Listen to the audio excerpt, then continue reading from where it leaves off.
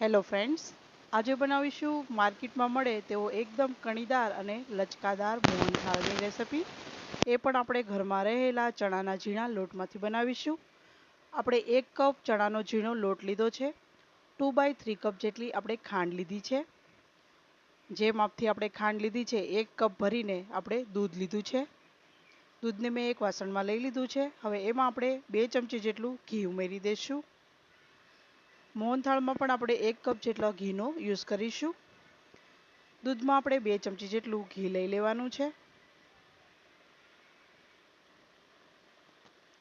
દૂધ છે તે મેં ફ્રીજમાંથી એકદમ ઠંડુ લીધેલું છે. જો તમે રૂમ ટેમ્પરેચરનું દૂધ લેતા હોય તો ગરમ કરવાની જરૂર નથી. દૂધને મેં હલકું ગરમ કરી લીધું છે. હવે આપણે ચણાના લોટમાં આ રીતના 2 થી 3 ચમચી જેટલું દૂધ એડ કરી દઈશું. અને આપણે આ રીતના મિક્સ કરી અને લોટને આપણે બરોબર 2 હાથેથી મસળી હથેળીથી અને એકદમ દાણેદાર બનાવી લઈશું. ટૂંકમાં આપણે લોટને મોણ દેવાનું છે, પણ આપણે જે ભાખરીનો મોણ દઈએ એ રીતના નહીં, આપણે આ રીતના લોટને મોણ દઈને આ રીતના કણીવાળો લોટ બનાવી લેવાનો છે. હવે આપણે એક મોટી ચાયણી લઈ લીધી છે. એમાં આપણે લોટને આ રીતના ચાળી લેશું, જેથી જો કોઈ એક્સ્ટ્રા ગાંઠ હોય એ બધું બરોબર ચડાય અને એકદમ કણીદાર લોટ આપણો તૈયાર થઈ જાય. મેં મોટી ચાળણીનો યુઝ કર્યો છે એટલે એક્સ્ટ્રા કોઈ પણ ગાંઠ રહી નથી. જો એક્સ્ટ્રા ગાંઠ તમારે રહી તો તેને મિક્સરના જારમાં ક્રશ કરી અને ફરીથી ચાળી અને યુઝમાં લઈ લેવું. લોટને આપણે એક વાસણમાં કાઢી લીધો છે. લોટ આપણો એકદમ તૈયાર થઈ ગયો છે. હવે આપણે ગેસ ઉપર જાડા તળિયાવાળી કઢાઈ રાખેલી છે. એમાં આપણે 1 કપ જેટલું ઘી લઈ લઈશું. ઘી આપણું ગરમ થઈ જાય એટલે આપણે એમાં તૈયાર કરેલો લોટ ઉમેરી દઈશું. લોટને આપણે આ રીતના ઘીમાં ઉમેરી અને સતત હલાવી અને આપણે શેકી લેવાનો છે. આ રીતના ઘી સાથે લોટને મિક્સ કરી લેશું. હવે આપણે આ રીતના હલાવી અને લોટને આપણે હલકો બ્રાઉન કલરનો થાય ત્યાં સુધી શેકી લેવાનો છે. આપણો લોટ જેમ શેકાશે ને એમ ઘરમાં સરસ સુગંધ પણ આવવા લાગશે. આ રીતના આપણે લોટને સતત હલાવી અને શેકી લેવાનો છે. લોટ શેકવાની જ ખૂબી છે. જો તમે લોટ સરસ રીતે શેકશો ને તો મોહનથાળ છે તે એકદમ કણીદાર અને દાણેદાર બનશે અને તે ખાવામાં પણ જરાય ચીકણો નહીં લાગે અને તમને ખાશો તો ખબર પણ નહીં પડે કે આપણે આ ઘરમાં રહેલા ઝીણા ચણાના લોટમાંથી બનાવેલો છે. તમે જોઈ શકો છો આપણો લોટ છે તે એકદમ સરસ રીતે ફૂલવા લાગ્યો છે. આ રીતના આપણે 7 થી 8 મિનિટ માટે શેકી લીધો છે. હલકો આપણે બ્રાઉન કલરનો લોટ છે તે તૈયાર થઈ ગયો છે.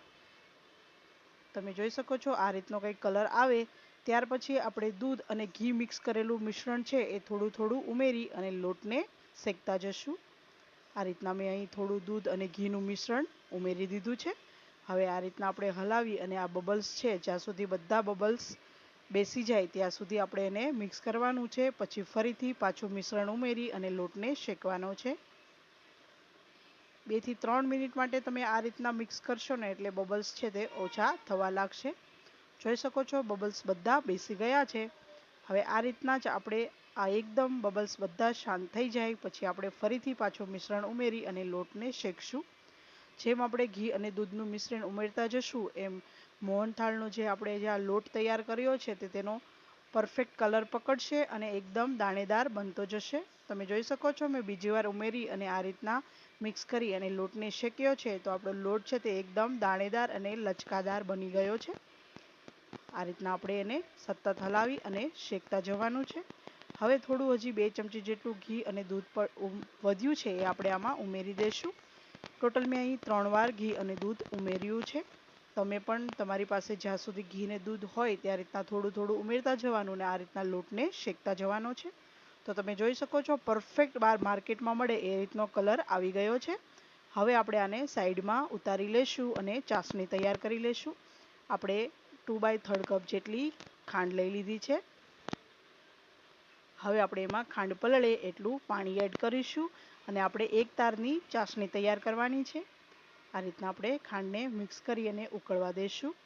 આપણી ચાસણી ઉકળી ગઈ છે. આપણે તાર ચેક કરી લઈએ તો આ રીતના એક તાર પડે છે. આ એક તારની ચાસણી બની અને તૈયાર થઈ ગઈ છે.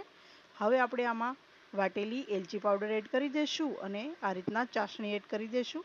અત્યારે આપણે ગેસની ફ્લેમ છે તે બંધ રાખવાની છે અને આ રીતના આપણે લોટ સાથે ચાસણી અને એલચી પાવડરને બરોબર મિક્સ કરી લેશું. પહેલાં તમે ચાસણી એડ કરશો એટલે લોટ છે તે એકદમ પતલો થઈ જશે. મોહનથાળનું બેટર એકદમ પતલું થશે. પછી આપણે એને 2 થી 3 મિનિટ માટે આ રીતના હલાવીશું ને એટલે તે થીક થતું જશે. હવે આપણે ઘીથી ગ્રીસ કરેલી એક પ્લેટ રાખી છે તેમાં આને ઢાળી લેશું. તમે જે પ્લેટમાં ઢાળવાના હોય એમાં થોડું ઘી ગ્રીસ કરી અને એમાં આ રીતના મિશ્રણને ઢાળી લેવું. હવે આપણે ઉપરથી થોડા ડ્રાયફ્રૂટ એડ કરવાના છે. ડ્રાયફ્રૂટ છે તે એકદમ ઓપ્શનલ છે. જો તમને પસંદ હોય તો તમારે એડ કરવા, બાકી તમે એમ જ પ્લેન પણ મોહનથાળ છે તે ખૂબ જ સરસ લાગતો હોય છે. અમારા ઘરમાં ડ્રાયફ્રૂટ વધારે પસંદ છે એટલે મેં ડ્રાયફ્રૂટનું પ્રમાણ થોડું વધારે રાખ્યું છે. તો તમે જોઈ શકો છો ખૂબ જ ટેસ્ટી અને એકદમ દાણેદાર મોહનથાળ આપણો બનીને તૈયાર થઈ ગયો છે. હવે આપણે આને 5 થી 6 કલાક માટે સેટ થવા માટે રાખી દઈશું. તમે જો ટાઈમ હોય તો બારે સેટ થવા માટે જ રાખવાનું રૂમ ટેમ્પરેચરમાં, અને જો ઉતાવળ હોય તો તમે ફ્રીજમાં પણ એને 2 કલાક માટે સેટ કરવા માટે મૂકી શકો છો. મેં અહીં ફ્રીજમાં સેટ કરવા માટે મૂકી દીધેલ છે. 2 થી 2.5 કલાક પછી તમે જોઈ શકો છો કે આપણે ફ્રીજમાં મૂકેલો છે એટલે ઉપરથી થોડું ઘી છે તે જામી ગયેલ છે. પણ સરસ રીતે આપણો મોહનથાળ છે તે કટ થાય છે. આ રીતના આપણે મનગમતા શેપમાં કટ કરી લેશું. તમે રૂમ ટેમ્પરેચરમાં રાખેલું હશે તો ઉપરથી જે આ ઘી જામેલું છે તે દેખાશે એટલું નહીં.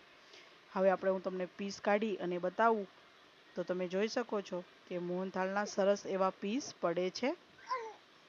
તો આ રીતના આપણે એકવાર આવતા તહેવારોમાં મોહનથાળ જરૂર બનાવવો.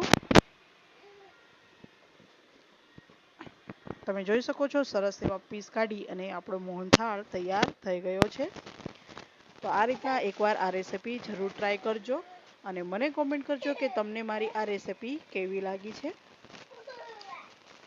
તો તમે જોઈ શકો છો ખૂબ જ ટેસ્ટી એવો આપણો મોહનથાળ બનીને તૈયાર થઈ ગયો છે. મારા આવા બીજા જ ઇઝી નવા વિડીયો જોવા માટે મારી ચેનલને સબસ્ક્રાઈબ કરવાનું ભૂલશો નહીં. ફરી મળીશું આપણે આવા બીજા જ નવા ઇઝી વિડીયો સાથે. ત્યાં સુધી આવજો.